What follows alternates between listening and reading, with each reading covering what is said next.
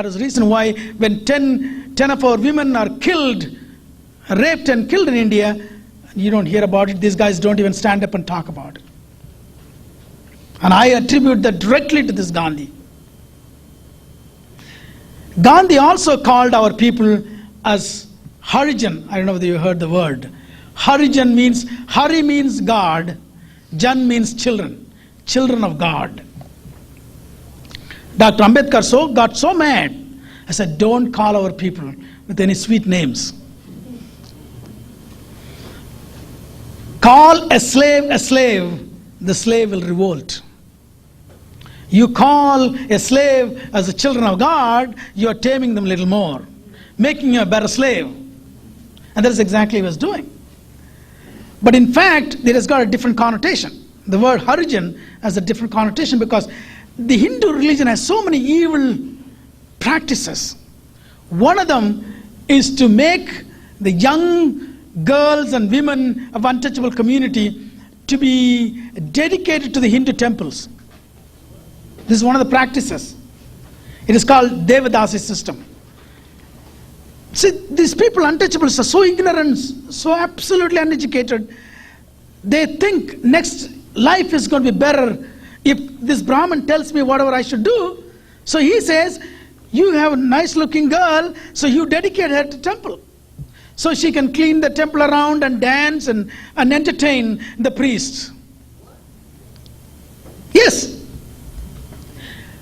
And the children born out of those relationship, to me, they're called bastards.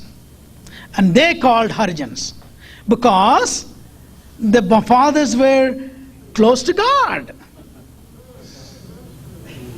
And this word was coined almost about 50 years before Gandhi first introduced this word. A poet has already coined this word, calling these children as Harijans, meaning bastards. And Gandhi comes around and calls the entire community as Harijans. So Dr. Ambedkar got mad. I said, don't you ever use this word. And he even passed a resolution in the local parliament. But the Hindus are the majority. They had the power. They introduced it, and we are called Harijans. But today, we don't call that Harijans. We don't even call ourselves untouchables. We use the word untouchables in certain circumstances. They call us untouchable. There is no reason why we should call ourselves untouchables. Okay. So we call untouchables when we come to UN. Because that explains the truth, the naked truth. Otherwise, we call us Dalits. Meaning broken and crushed. And this word also brought the people together. The reason why India, is a fairly big country. It's not as big as the United States. It's only 1/3 the size. But the population today is almost close to 1 billion. Okay. India is divided by regions. Every region, they speak different languages. So an untouchable from one region has no connection with the untouchable of the other region. That is number one. Number two, the beginning 4 major castes, then the 5th caste, the untouchable. Then what they did, the Brahmins wanted to make sure these caste delineation stay within that framework. So they created what is called subcaste, which is caste within the caste system. And then told them, you are higher and you are lower between the caste system. So the untouchables are already lowest. But among them, the certain untouchables were cleaning the roads, streets, the sweepers. Certain untouchables were cleaning the bathrooms. And certain untouchables were carrying the dead animals. So they said, your job is more filthier than your job. So you are upper caste and you are lower caste within the caste.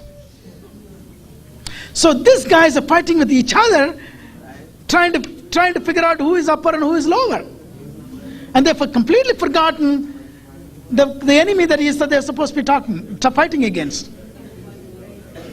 So there are several reasons as to why there could not be any unity. We can never unite. Without unity, we cannot fight.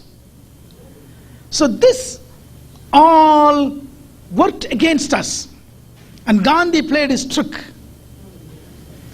So when 47 came, when India about to leave, Indians have to write a constitution, new constitution. Do you believe that? Ultimately, they had to go to this untouchable to write the constitution. The person who wrote the constitution, they still claim this is one of the best constitutions, is same Dr. Ambedkar. So he took that as a chance to put a lot of guidelines into the constitution to help his people, to make sure that we get education, free education, we have jobs, all these protections. But that does not mean just because it is in the constitution, it is being practiced. What is written one thing, what is practiced other things. But within that, people like us, little lucky people, just able to creep off, crawl and come out. And that is how, like me, without that person, I would not be here. So for me, if there is a God, they tell me that I have to pray a God, and this is my God. He is my ancestor. So this is the man I should thank. These gods, all these gods have been there 3,000 years. They never even looked at me. As a matter of fact, they won't even let me come close to them. So that is the Gandhi that I want to talk about a little more. And as a matter of fact, I want to go back and touch upon a couple of issues. Two things I want to talk about Gandhi. Number one, the so-called non-violence.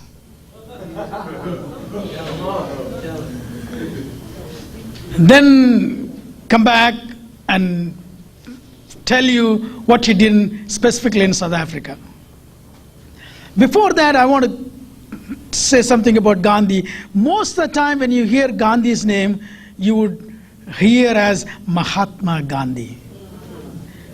But you haven't heard that word from me till now. Because when my savior, my emancipator, called this guy as number one enemy of the untouchable, why should I call this guy a Mahatma? Mahatma means great soul. He was a great soul. He is a great soul for his race, not for me. For me, he was an evil man. Non-violence. What is non-violence? Nobody defined non-violence. People heard non-violence. Anybody can say non-violence. Probably even Hitler said sometimes non-violence.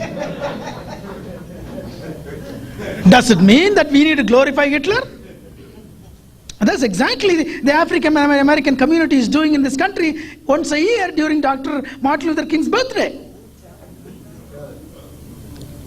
When I came to this country, when I heard that, my blood boiled. My blood boiled. What is the people are doing?